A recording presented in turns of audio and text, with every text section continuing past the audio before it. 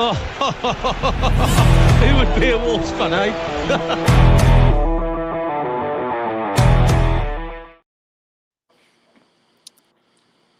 Good afternoon, good evening, good morning to you Wolves fans. This is the Wolves Fancast. We're here to talk about the Forest game where we had yet another loss in midweek.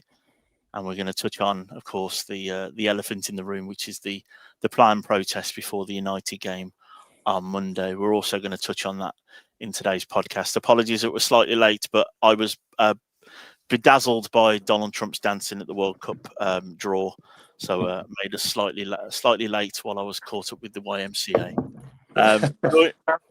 Joining me tonight, we have Tom, Jay, and Gav has just joined us as well. So brilliant timing. Thanks for joining us. Joining me tonight, boys. We've obviously got an awful lot to cover. I guess we'll start off with the game, and then we'll touch on what people in the comments are already talking about, which is, like I say, the elephant in the room, which is the protest. But Jay, as you were with me first, I'll come to you, mate. The game against Forest, we're back still on 2 points. Some of Rob Edwards' comments after the game were talking about that we lost it in the first half, but cast your mind back to sort of 7:15 on Wednesday night. For those watching on YouTube, please do get in the comments, press the like button for us. But Jay, what were you thinking when this lineup was announced? We had Johnston, Chichua, Agbadu, Mosquera, Totti, Wolf, the Brazilian boys in midfield with the Haitian and Arias and Strand Larsen up front. What were your thoughts when that team was chosen? I was quite happy when it first came through. It seems like the first team that's made sense in terms of like back-to-back games. We actually played right against Villa, didn't we? And I was quite happy to see stick with the side. Still hope it kills you, isn't it? But I was quite happy to see the unchanged for the first time of the season, was it? And shows that it must have been a decent performance, because normally we're chopping and changing, looking for a side that's going to work. Yeah, Tom, we had that half derby against Villa at the weekend, and as Jace has touched on there, we did see some bits and pieces in there which made us have that weird modicum of hope. I think some people in the group chat, I think you might be one of them, were with a bit of gallows humour, thinking that we might get something from it. What were your thoughts before the game started? It's the hope that kills you. That's my issue. But we've got a good track record against Villa. I mean, they consider us one of their bogey teams, but you consider where they are in the division. And we made, for all accounts, what we've been in the run we've been on, a good account of ourselves. You could see, I suppose, those shoots for improvement, and things are going to progress forward. And I just thought, being at home, taking that momentum, the Morgan Gibbs White factor, the crowd, I just thought it was all there, and it could not have fallen off a cliff more spectacularly, with the most pedestrian first half I think I've ever seen from any Wolves team, which has got me and wound me up to the point of belief. Everything, all the positives, a bit more structure, more battling that we saw against Villa. It was just like a rabbit in the headlights, and we just completely, as I say, fell off a cliff. It wasn't good enough. And I think if we'd been inept against Villa, it's almost like you just think, but with the run of games that we've gone up, we've got to come up. I just thought, this is the one. Let's take a little bit of that against a Forest team who, let's be frank, are in and around us. They're away from home. This is the moment. And to watch that first half is just not good enough on all levels of being a football fan. I was watching the EFL and the Championship highlights, and even watching a bit of Birmingham, and it's like they play like us times two. And this is Birmingham in the Championship. It's just not good enough. No. That's the passion that we're going to need for this podcast tonight. Talking about Wolves this season has been really difficult, but Gav, mate, really appreciate you jumping on when you've got back from work so late. One of the comments in the chat here from one of our regular watchers is 123 North Street. Over 60 years watching my Wolves football. worse than the Batties era. Even Terry Connor's team was better. And that first half, I think I likened it in our eponymous group chat to the most bored I've been since the Stoke 0-0 under Mick a long time ago, where both teams were playing for long throws for Rory Delap and Super Kobe. Your thoughts on that first half? Well, not many thoughts, to be honest, is there? Let's be real. Trying to think of a chance, I think it was really frustrating. I think, like Tom was saying there, I think a lot of us were in the group chat were given false hope off the Villa game, where we thought, it's something to build on. Okay, Palace was Edwards' first game, the Villa game. He had 2 weeks with them. You saw the progress there. He was hoping, we're progressively going to get better, but we just took a massive step backwards. I think even in that first half, we had so many opportunities to go on the counter, and I think Edwards mentioned this in the press conference. I'm pretty sure afterwards that we was on the counter attack and there was no energy. No one was making any runs. We had opportunities on the counter attack, to take advantage of Forest and their vulnerability at the time, and the energy just wasn't there.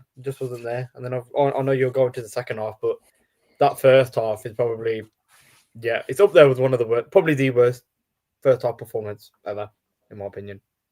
Yeah, I'm struggling to go into sort of the post Nuno era to think of a worse half for us, sort of performance wise.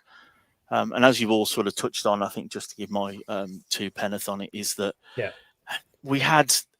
was nothing of note, was there, in the entire first half?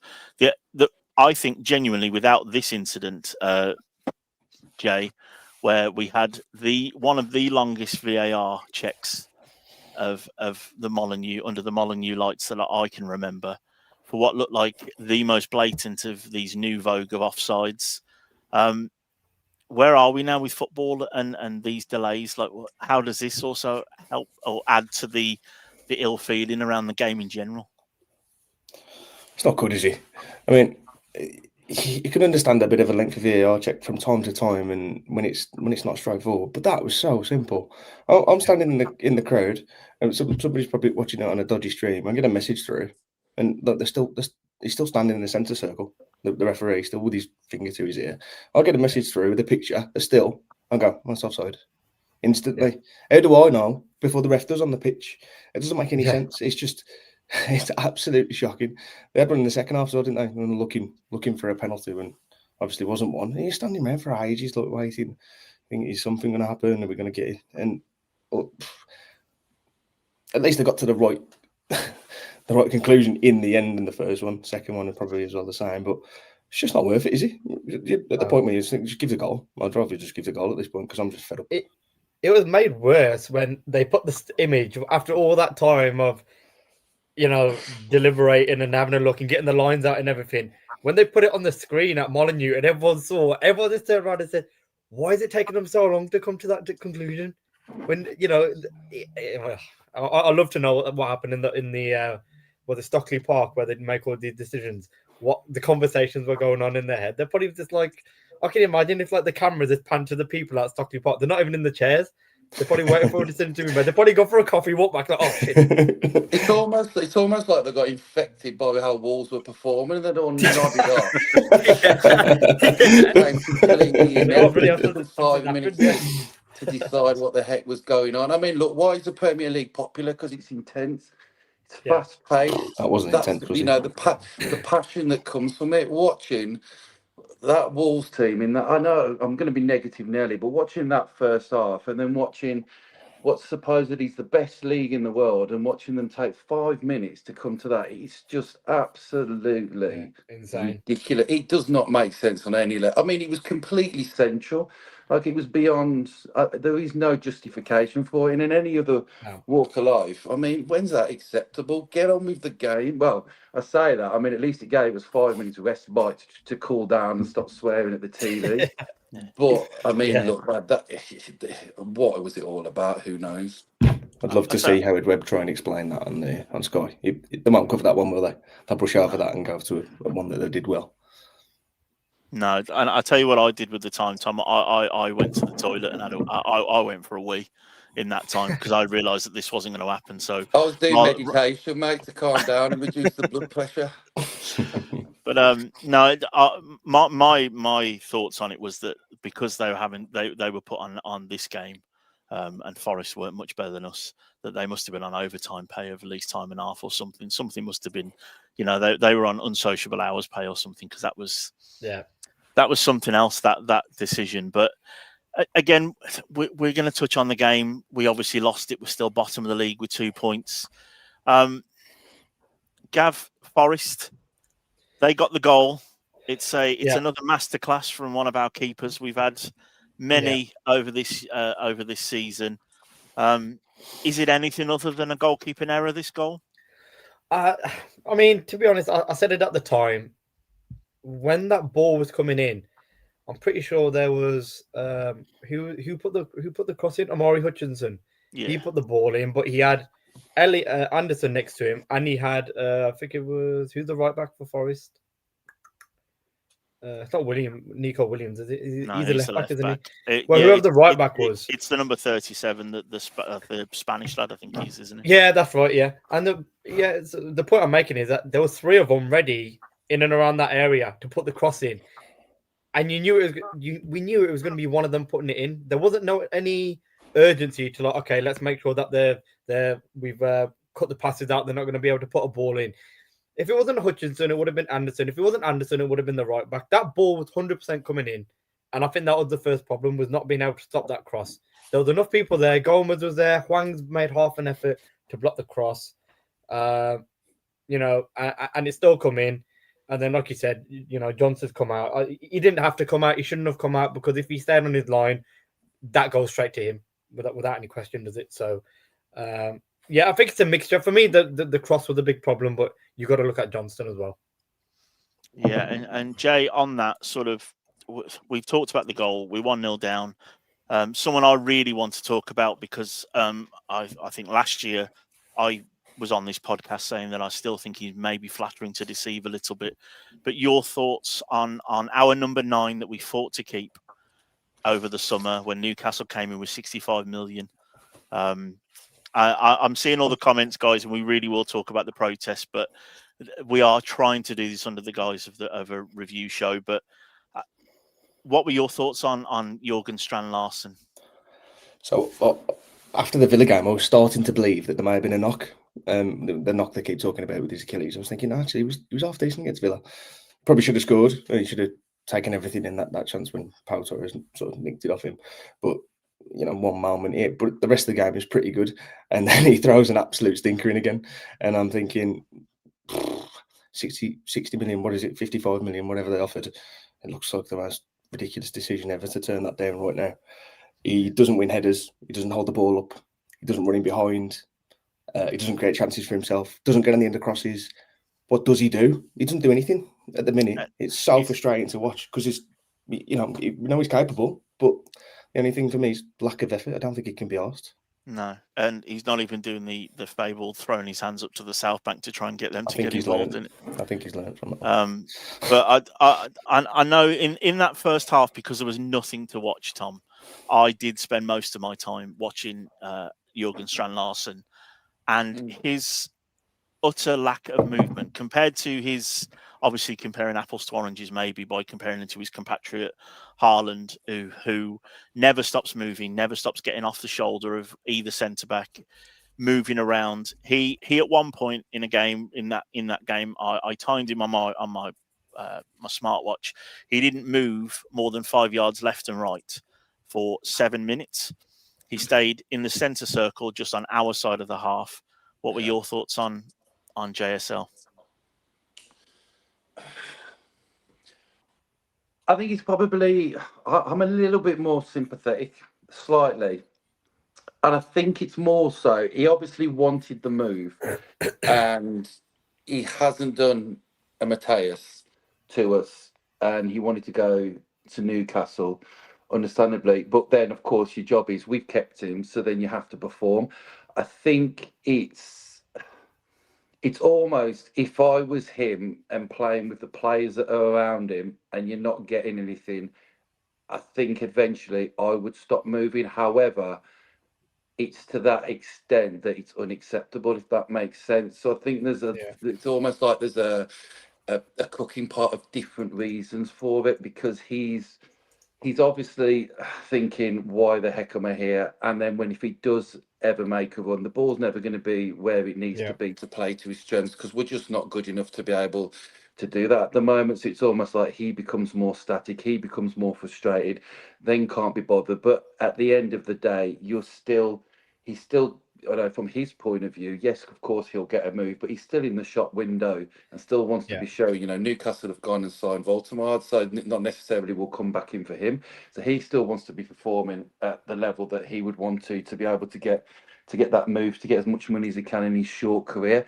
However, when you do see it and you say, not moving more than 5 yards in 7 minutes, I mean, that's completely unacceptable. But I just think it's almost, it just feels rotten. It just doesn't, it just sums up everything that's happening at the club. But if he is making good runs, if he was stretching the defence, would he ever get the ball where he needs, where to play to his strengths and needs it? So it's just it's like a domino effect. But yeah, not good enough. But I am slightly sympathetic towards, but it probably shows more of his character than anything. I still thought, obviously the talent's there, that can't go, but it's just desire, and I think that's just completely out the window. He wants to be up north, doesn't want to be playing with the players that are around him, and just wants to jump ship is what it screams, doesn't it? Yeah, I think just on that, I think the whole service thing, for especially for him making runs, I think that's a big problem. It's a big problem, and the example I'll use is, how many goals did Jota score when Neves put it over the top? That only happened because Jota knows that Neves has got the ball. He knows he's got the ability to play the pass, and Neves knows he's going to make the run. Whereas, okay, if Strand Larsen makes a run, Andre's not playing that ball. I'll tell you that for free. Gomez ain't playing that ball forward. I'll tell you that for free. There's no one. Arias can't even get the ball most of the time. Bellegarde gets the ball but turns back around. So it's like, yeah, you can moan that he's not making the runs, but if you're going to bust along 10, 15 yards, knowing that you're not going to get the ball, why would you bother? In my opinion, that's the caveat that I would have for the not making the runs thing. Because I'll be honest, Hwang makes a lot of runs. Hwang makes a shit ton of runs. He might not be good. When he gets the ball, he might not do anything. But Hwang makes a lot of runs, and he does not get the ball half the time. And this is the kind of the issue I have with Gomez and Andre, is that they're not progressive footballers. They're very good in what they do, run around, win the ball back. The one-on-one duels, they're class. They win the ball back all the time. But that only gets you so far when you've got to do something afterwards. And I feel like that is a big problem. If you think of that, Gav, as well, that Chichura cross against Villa when Martinez pulled off that worldy save, that sums up Larson in a nutshell. He's very fast, short, sharp burst movements. He went completely across Konza. He was flat-footed. He's got that quick 2 or 3 yard burst of pace. Got beaten to the ball, flicked it near post, and without Martinez pulling off a worldy save, there was his goal. But where are we going to be able to provide and create space around him, or give him the supply where he can make those darts across people? So completely agree. His level is unacceptable, but eventually you are going to stop running because nothing's happening. That's the thing, though. Like I say, you not so the supply isn't there, but he can still run the channels. He can still give an option, and he just doesn't. I think you can defend him. No. I mean, you're right. He doesn't get the ball, and like I said, the players aren't progressive enough. Nobody plays the ball in behind, but you can still run the channels. There was one against Villa specifically. I think Chachu was running down the right wing, and he comes short. There's literally what Chachu was like. You just took my space up, hit the channel, run the channel, give me something to hit, and I might hit you. If you don't make the run, you ain't going to get the ball. I'm surprised that Chachu has made the run, to be honest. That's a different debate. That's a different question. We've got you. They put the best ball of the game in, to be fair. That Irish chance. Yeah, I suppose. I think the problem we have here is the fact that we are still dancing around the fact that this team, I mean, you've brought up Jota there, Gav.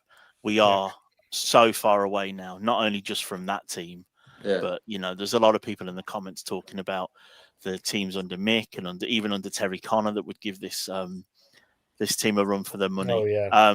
Before we touch on Fosun and the bigger issues that we've got here, maybe Gav, we can kick off with you, mate. The thoughts on where we are with our gorgeous Rob. He's come in. He already looks slightly less good looking after 3 weeks.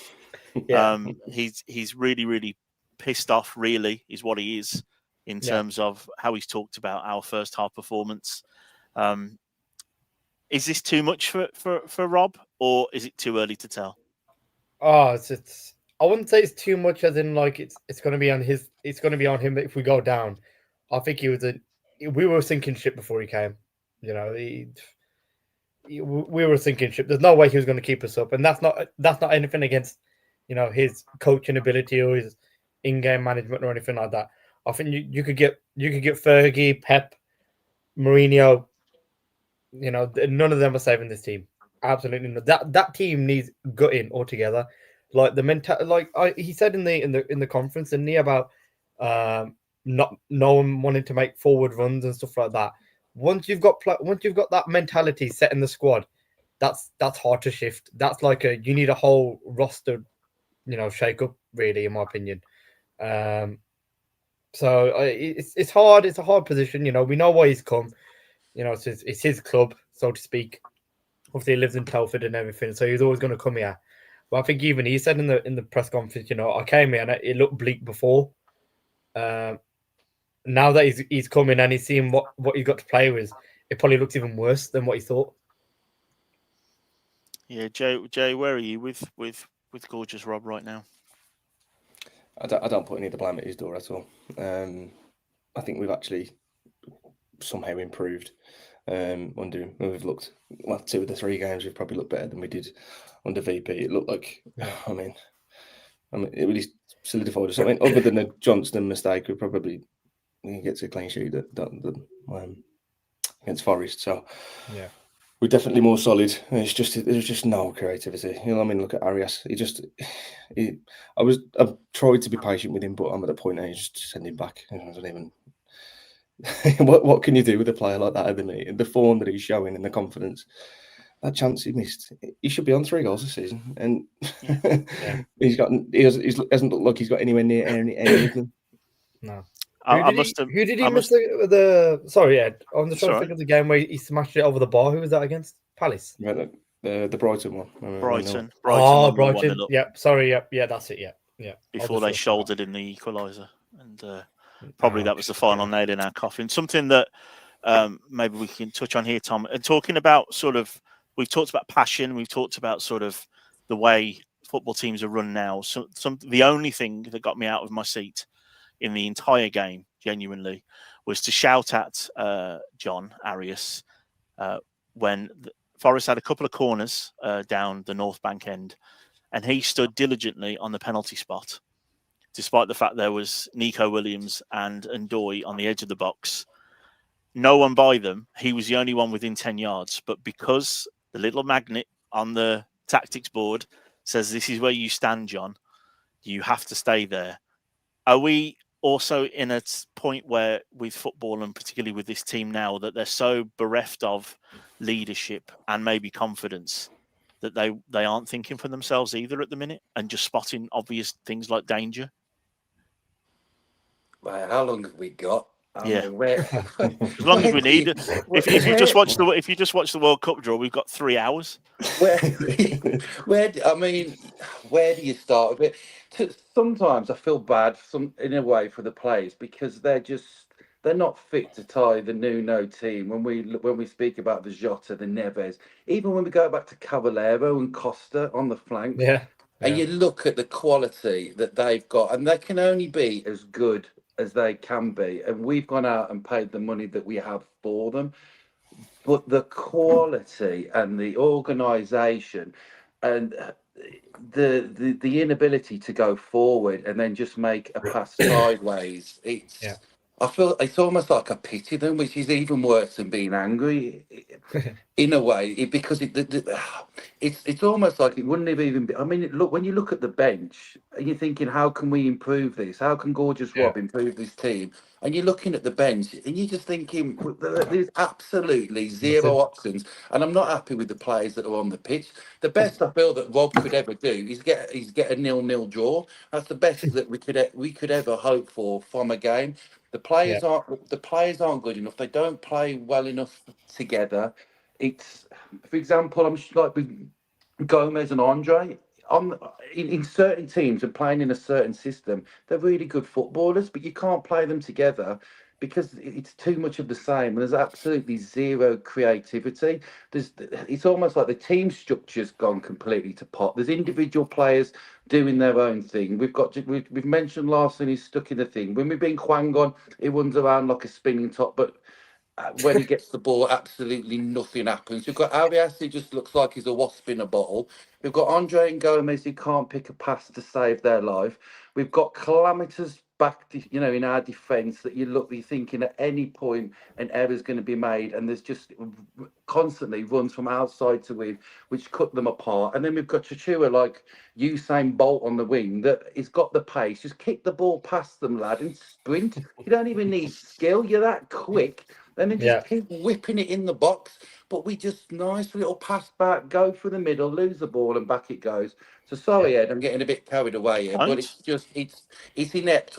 Honestly, you can get when you hear other fancasts and other people, and they say it's bad, and you're listening to them. You're not like the Arsenal fans TV, and they're like, "Oh, this is terrible, lad. This is terrible." No, this is Yep. terrible. This is one of the worst football teams I've ever seen, or the fastest team coming back down that I can ever remember in my lifetime. It's just unacceptable on so many ways. And I'm sure they're trying in their own little way, but you can only judge them on what they're delivering. And at the moment, they're delivering absolutely diddly squat. Yeah. No. And Amen to that. this is that. No, Tom. There's no need to apologise. This is the passion that we're all here for, isn't it? And that's the point.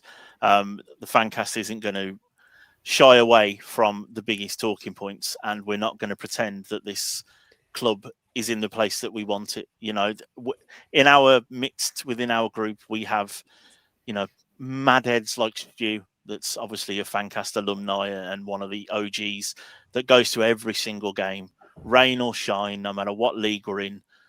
It's the away fans, the core fans that But they are. deserve better, Ed. They Yeah. deserve better. The amount of money, especially in this, without getting political, the cost of living at the Yep. moment, the money that these people are spending, and regardless of how much money you've got, the effort, the time out of your life, the time away from your family, even if you don't have to, we're not going to be, as Wolverhampton Wanderers, we're not going to be world beaters. We understand that, but we expect a certain level of organisation and performance levels, and we don't mind losing. We don't mind getting beat, but you cannot watch just 11 idiots run around a pitch No, and just keep performing like they're performing and think it's acceptable, because it isn't. Yeah. Especially No. with what they charge for season tickets and what, as I say, what money people are spending. Yeah, and it's only fan uproar, and we'll come on to the protest now, lads. That Yeah. meant that I bought my season ticket 2 seasons ago when the bottom fell out of Wolves and people didn't renew, and my time on the waiting list came up, and me and my lad, we go. It's our highlight of our every fortnight. We go. We love it. We sit in the Billy right lower. I'm far too sweary and shouty to sit in that stand, but that's where I have to sit right now. Yeah. And when I think now that I go and I pay whatever I pay for my season tickets, nearly 700 quid or whatever it is, his is a lot cheaper. But his is only that cheap because Jeff finally had to back down from not pushing those prices up. Let's not forget. Exactly. Yeah. And we're talking about fan, well, not bums on seats, the exact opposite of bums on seats. For those watching on YouTube, please drop us a like. It really does help. But one of the things that we really need to talk about tonight, and we aren't just going to cover it, we are going to talk about it and back it as a Wolves Fancast. We have the Old Goal pod, the Old Goal pack, have put some things out on Twitter talking about Wolves and the fact that we really need to take a stand now as a group of fans from a working class city, where Tom's right, without trying to get political, things cost so much money now. £4 for a program every week for my lad is something I have to think about genuinely. Can I afford it? Is it something I want to spend my money on after parking and petrol to get there? So these are big things, and this is a huge part of our lives. And just to read what's on screen for those that are listening, the Old Gold Pack have put out a statement saying a club built on rich history and tradition. I mean, that's the fact. We are one of the original teams, lads. That's the thing, isn't it? We know what we are. Few teams have shaped the game like ours, but today that legacy is being eroded, not by the fans, not by the players, but by the continued negligence and incompetence of Fosun. If you want to make a real impact, join us in staying outside the ground for the first 15 minutes against Manchester United. A visibly empty stadium speaks louder than any chant, banner, or slogan ever could. We all care, we all hurt, we all want better for Wolves, but this only works if the majority of us stand together and take part. This is our club, and we need to make it count, is what the Old Gold Pack are saying. Gav, thoughts on the protest? It needed to happen, didn't it? I think it's gone past boiling point now, where something had to be done. Something had to be done. I think the question was always, okay, we need to do something, but what was that something going to be? As in, what form of protest were we going to do? You know, I mean, some people took it upon their own hands to stop, buying tickets, merchandise, etc. But some people protested by chants in the stadium. But really, we needed something collectively that was going to make a bigger impact. And it's good to see that we've got this. We've got the ball rolling. Essentially, we've got something out there official that everyone can join. Be part of. Even if you haven't got a ticket for the game, you can still attend the process at the beginning. You know what I mean? Like it's gonna make a big difference. On Sky, on in front of the camera, Monday Night Football against United. If you want any eyes that you want on this game, I mean on this club, for a protest like this, it had to be this game. And I think that the fact that we've got it going and the ball's rolling. Hopefully, people from outside of Wolves, and to be fair, like, a lot of people outside of Wolves already know it's the ownership issue. A lot of journalists and that are all saying the same message now, that it's the ownership and stuff, which is a good sign. But we need the world to know, really, and more importantly, we need them lot back in China to stand, to sit up and take notice as well. Yeah, Jay, where are you with the protest, mate? I think it was only a matter of time, wasn't it? Obviously, the letters of all the fan groups coming together and sending, the letters through to public letters, and it was literally just a matter of time, because there was a little bit of feedback, wasn't there, from the letters, but not much. We need to make a stand. We need to do something. The chants in the ground, they're dying down a little bit. It's just, so you need something organised to get behind, and this is just. I think this might be just the start. We need to make ourselves heard and unseen. Yeah. And Tom, there's a lot of people in the I think you brought either your family or a lot of people that love you in the chat already, mate. But we've got some people saying that they're never going to go back to Wolves when Fosun are still in charge. We got regulars like Neil here saying every fan should walk out or not go to the stadium. Monday night is a big night for football. In England, Monday Night Football, we've got Jamie Carragher, I'm sure we'll be talking about Little Old Wolves, and Gary Neville will probably be talking about us as well. What is this the right stand for you? Is this the first of many that we should be doing? I think the one that I like best about it, it'll remind us and bring us together as Wolves fans. Yes, it's for a negative reason and not something that we want to be in, but it's almost, I don't know, if you call one of these big corporate call centres and you get terrible customer service and you tell them that they're absolutely useless, they might not do anything about it, but at least you've got it off your chest and at least you've said your point of view. So will they listen? Will they do anything about it over in China? Probably not. I don't think they'll really care. But at least as fans, we can come together, almost remind ourselves why we love our football club. And then one of the ones as well with it, it's almost like, yes, by monetary terms, at Companies House, you own this football club. But without the fans, there is no football club. You don't own anything. You'll just own a building with a bit of grass. That's all you'll own. Well, the fans run the club. The fans put the bums on seats. The fans buy the shirts. That's where the commercial aspect. So if that completely goes, you have no business model. It'll just go completely bellies up. So it'll be nice to stand with other Wolves fans and almost as well, mate. Like when we're watching it, if you're watching it at home and you're watching it with the missus, you wound up like a spinning top, and you've got no one to vent to. Yes, we can talk on the Wolves Fancast, but a lot of if people go on their own, it'll just be nice to actually chew the fat and almost just sing passionately, like Jay mentioned. There was no the South, even the South Bank, is just completely bereft of any atmosphere, and rightly so, because the soul's been sucked out of everyone. So at least it's got to be done in the right way. I'm massively big about that, because you don't want a few idiots that can spoil it, and then it'll just get churned by the media and put a different spin put on it. But if it's done in the right way, at least they'll know that this is completely unacceptable, and we're not just hiding behind podcasts or whatever it might be, or talking in the pub, and we can actually point the finger and say, look, well, this is completely unacceptable. If this keeps going on like this, the protest will get bigger, then the protest can get even bigger, and then we'll just start not going, whether we have to get down the line of not going to games. Getting ahead of myself, but something's got to be done. So they sit up and listen, and it looks like this Fosun group will only listen if it hits them in the pocket. And what better way to get media attention than having the biggest football club in the world playing us? Because all the cameras will be there, all the media will be there for Man United anyway. So at least we can kind of ride off the coattails of them and make our statement. Yeah, no, definitely, and thank you to everyone in the chat that's supporting. Obviously not just the protest, but how we're talking about it. Yeah, the Fancast isn't going to shy away from the fact that we are in the deep doo-doo right now. This is not fun going anymore. We were talking before we went live, myself and Jay, and we were talking about the fact that my lad, he's Wolves through and through. We went to cricket practice last night. I genuinely asked him, does he, because we live in Worcester, we're not Wolverhampton natives anymore. Do you want to go in your Wolves kit? Because is it going to be banter central? And he couldn't give a monkeys. He went, no, and he put full kit on, went there, proud as anything. But how much longer are we going to have boys and girls of that age that are going to be interested in this club? Hands up who enjoyed COVID football. No one bloody did.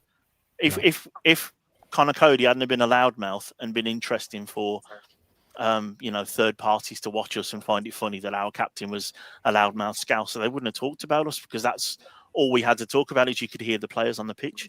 You lads have touched on it perfectly. I think that bums on seats is what makes English football, in particular British football, the best in the world. I mean, how many thousands of fans every Saturday go to watch teams in the Championship, teams in League One, teams around Europe? Think we're nuts that the second and third tiers get 20-odd thousand people turning up. It's an unbelievable product what we have here in football, and it's bizarre that a company that's supposed to be as smart and as switched on as Fosun, and that are billionaires, don't see that they're shooting themselves in the foot by selling our club bit by bit, players being replaced with players that aren't good enough. And I can sit here and say that Hwang's not good enough, Manetzi's not good enough, but it's not their fault they were bought by us. No. We've scouted them for whatever reason, and we thought they're going to be enough. And that the short-sightedness of Fosun as a group it's not even criminal, is it? It's so negligent that there's no words to describe how they've left our club. We were one of the original clubs. We are huge. I don't care who he is. We are massive. Wolves is a massive name. You go abroad, people know who Wolves are. We've got a interesting coloured kit. Our ground is weird to look at. We are unique in so many ways. And to watch the club that you've touched on, Gav, that we're not that long ago from finishing seventh twice and flirting with Champions League spots and things over the time, and beating Pep's Man City. Where we dropped off from, mate, is unbelievable, isn't it? Yeah, I think you touched on it nicely, Reed. I think people don't realise how big and historic Wolves are. I remind people all the time that without this football club, English football, world football would not be what it is today without this club. And I was talking to a lad at work about this as well. Like in that COVID, just before COVID, when we finished seventh and moved in the Europa League and everything, we had the 17th biggest revenue in world football. That's including your Real Madrid. That's in the list of Real Madrid, Juventus, Atletico Madrid, Man United, all your top 6 and that. And we were in the top 17 of highest, revenue generating clubs. That just showed the potential of what this club could be with the amount of fans that, the fans that we were attracting abroad. I mean, in that Nuno season, I saw, it's weird because in Wolverhampton, especially within like ethnic minorities, Wolves isn't a popular club. Correct. It's not a popular club. But when we got promoted, the amount of people, neutrals or people just from Wolverhampton that were actually proud of the team, that were buying shirts. I saw that first season, that the W8 shirt, the white one and the home one. Everyone bought that. Loads of people bought that season because everyone was proud of the club and how much it meant. People going abroad, and even my mates that were like Man United fans, they were taking interest of Wolves again because we became popular again. And it's a shame now. Like the last 4 years, we've progressively been getting worse, and they've done nothing to stop that decline. They've put nothing in place. Jeffrey, Folsom. I do blame Folsom in this majority, majorly, because they've left Jeffrey in charge here for 10 years. We've been on a decline for 5 years, and they haven't thought once, maybe we should switch it up. Maybe he's been there for too long now. Maybe we should bring him back. Maybe we should put him in a different business. Maybe we should change. Jeffrey likes trying to refresh everything up. But at the end of the day, if he's still there, nothing's going to refresh. What's going to refresh if he's still there? He's the one who pulls all the plugs. It's his mindset. He's the puppet master behind all of it, really. So unless he goes, where's the refresh going to happen? He said in the summer, didn't he, on that podcast, that he's going to take over. He's going to have more of a say, and he's going to. But where's the refresh on that? He's just going to run it the way he's been running it now, isn't he? Yeah, it's poor. They've thrown a bit of money at it, to be fair, but you look at how much money they've spent on average players, Wolf, Chachua, Arias, and it's just the team, it just regresses every single season, and there's no future planning. You look, if Chachua gets injured, who's your next in line? Hoover. What? Yeah. He's not a Premier. He's not even a champ. He's an average Championship footballer, and he's in our squad. You look at successful teams like Brighton. They make a profit because they sell good players, but the thing is, they've got players. When they sell a player, there's somebody in the academy or there's somebody in the squad that's ready to step into that position. There's just that doesn't happen here. We get one injury. Manetzi gets injured and then Joe Gomez is suspended. We're worried about who's going to play in midfield on Monday. Was it? Yeah. Who's the next option? It's a centre back. You're going to play centre back in centre midfield because you've got no other options. It hasn't been fit for 2 weeks. Yeah. It's an absolute shambles. I mean, I keep bringing up this example as well with Brentford. They sold Mbeumo for how much was it? 65 million, 70 million, something like that. Extortion amount, whatever it was. Yeah, but straight away they went out and they got that Django Otaro from Bournemouth, and they splashed 45 million on for him. But they've still so not only have they made profit on what they've sold, but they've replaced him with 60% of the fee that they got from Mbeumo. We sold Cunha for 65 million and replaced him for someone for 15. And you're expecting the same result. You know what I mean? Even if you had that policy of you want to sell players and you want to buy a replacement for cheaper, at least have something in place where, 75% of the fee that you've received for that player goes back in to replacing him. And then you pocket 25 million, or that 25 million goes into that 25% goes into, you pocket it or you put it into a different position. They haven't done that. Just, Ait Nori, we sold him for 38. We replaced him for someone for 10 million and an academy graduate. They sold Cunha, replaced him for Arias. We sold him for 65. Arias we bought for 15. We sold Kilman for 40. We only replaced him with Agbadu, really, for 15 million there. If you play that sort of game, for me, there's no shock we are where we are. No shock at all. There's no plan whatsoever. You look at they spent half the summer chasing Uche, and then they turned us down last minute, and they went and signed Tolu, who's completely different profile of footballer. Different player. You listen to, I mean, Liam Keane says, "Oh, they're planning 2 or 3 windows ahead." They're not even planning to the end of the next window. They've got no idea what to do with this football club.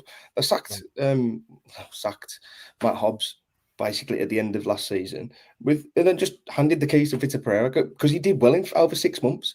The club's a joke. It's an absolute joke.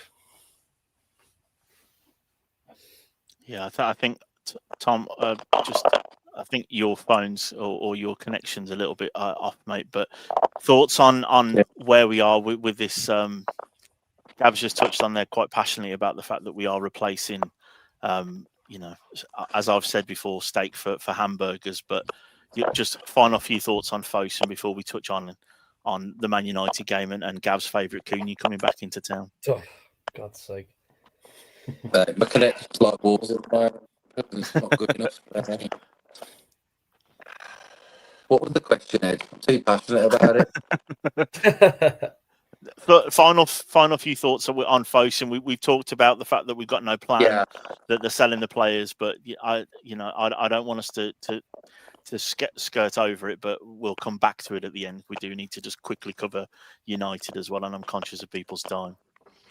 All I can think is that they've come in almost like super excited. Get a plan.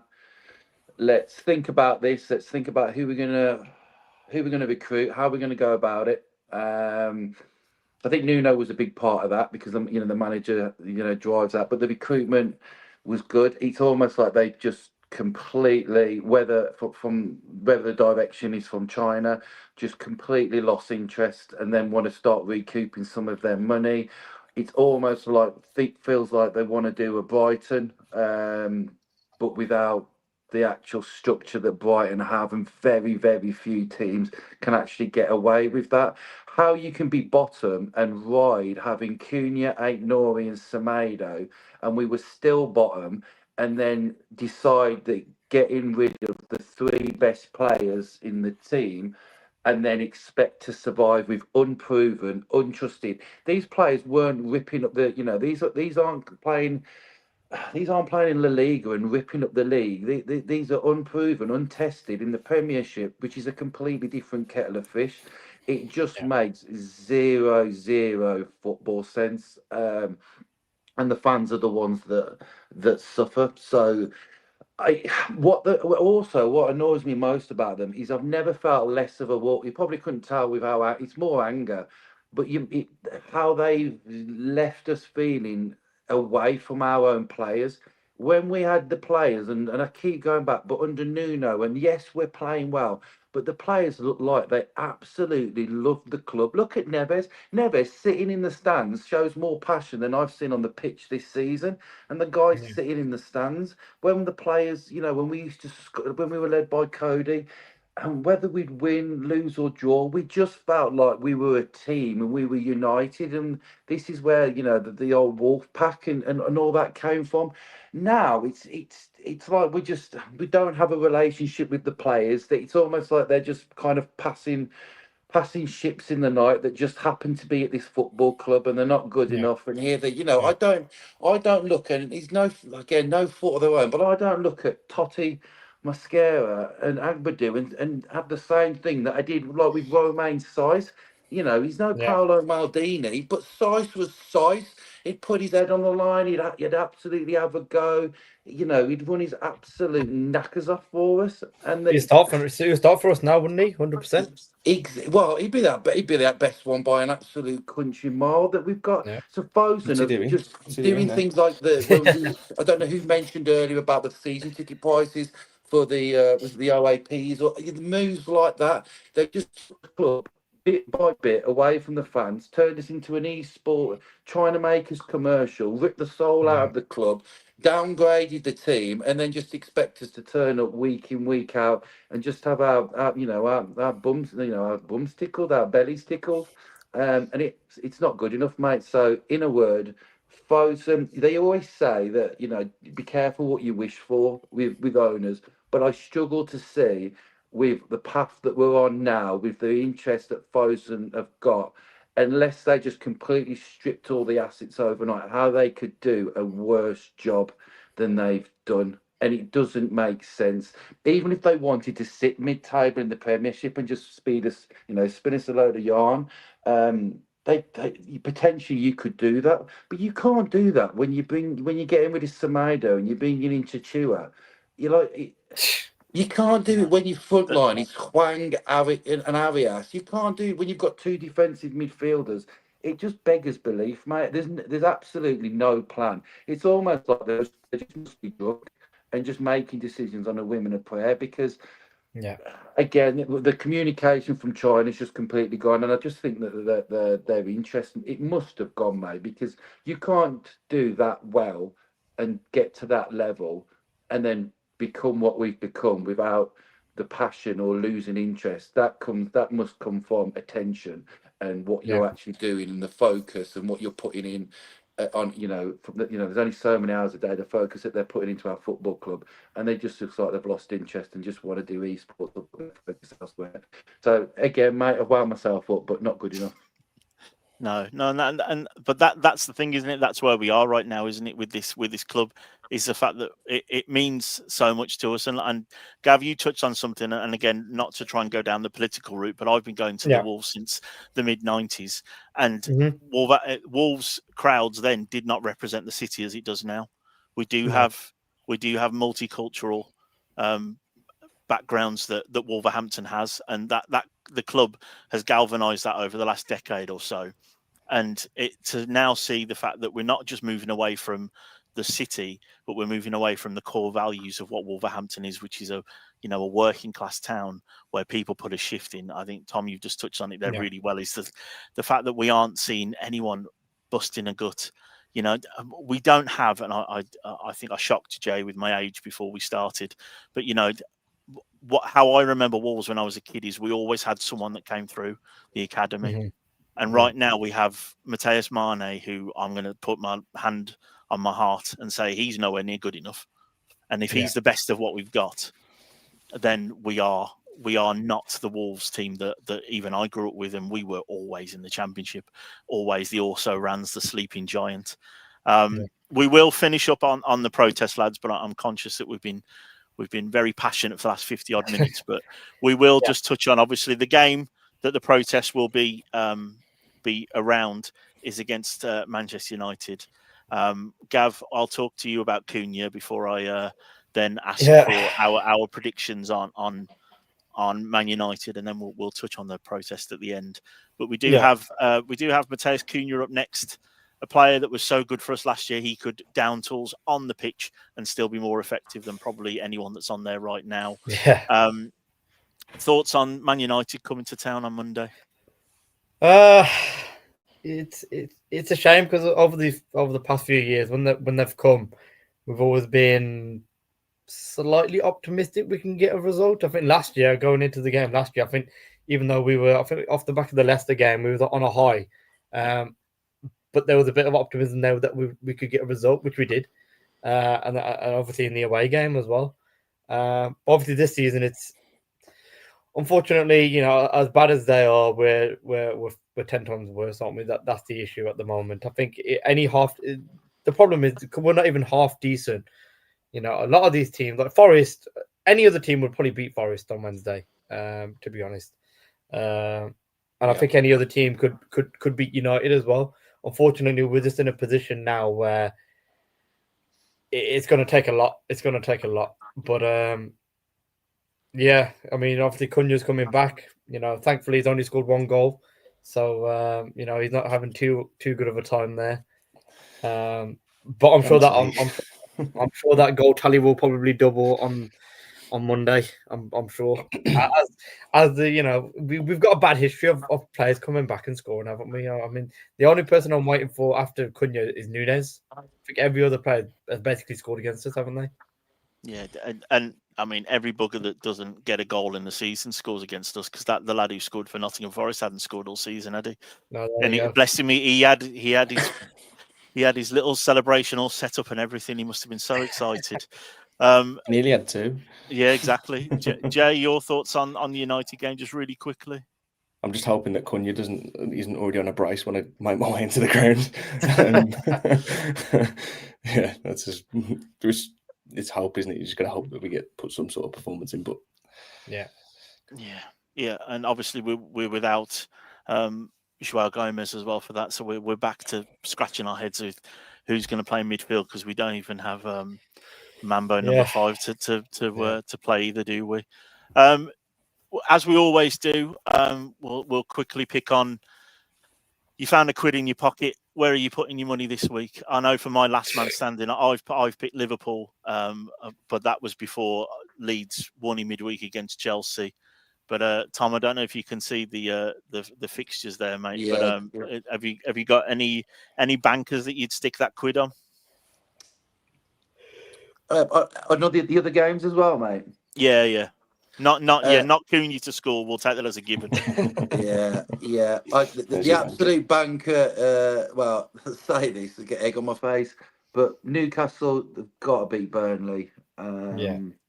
Absolutely. But that's, to be fair, mate, that's probably the only Man United winning at Wolves.